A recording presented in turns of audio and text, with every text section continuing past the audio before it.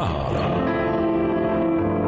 Chaque jour, Charles et Carole vous présentent la leçon de l'école du sabbat.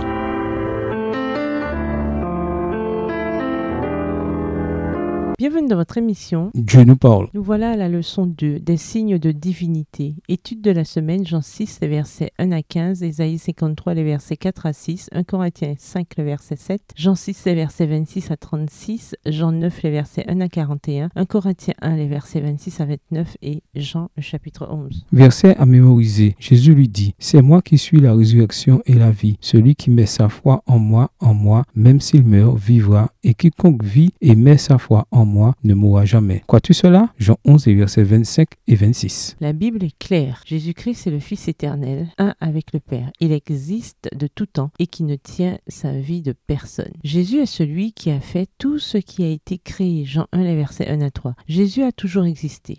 Bien que Jésus soit venu dans ce monde et qu'il ait pris sur lui notre humanité, il a toujours gardé sa divinité et à des moments précis. Jésus a dit et fait des choses qui révélaient sa divinité. Cette vérité est importante pour Jean. C'est pourquoi, quand Jean relate certains miracles de Jésus, il le fait pour indiquer la divinité de Christ. Jésus ne s'est pas contenté de dire des choses qui révélaient sa divinité, mais a confirmé ses paroles par des œuvres qui manifestaient sa divinité. La leçon de cette semaine examine 3 des plus grands signes de la divinité de Jésus. Ce qui est frappant, c'est qu'à chaque fois, certaines personnes ne croyaient pas au miracle ou ne percevaient pas sa portée. Pour certains, c'était l'occasion de se détourner de Jésus. Pour d'autres, une occasion de sombrer davantage encore dans l'aveuglement. Et pour d'autres encore, une occasion de comploter la mort de Jésus. Et enfin, pour d'autres, une occasion de croire que Jésus était le Messie. Au revoir. Et à demain si Dieu veut.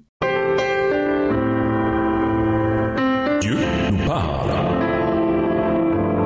Chaque jour, Charles et Carole vous présentent la leçon de l'école du sabbat.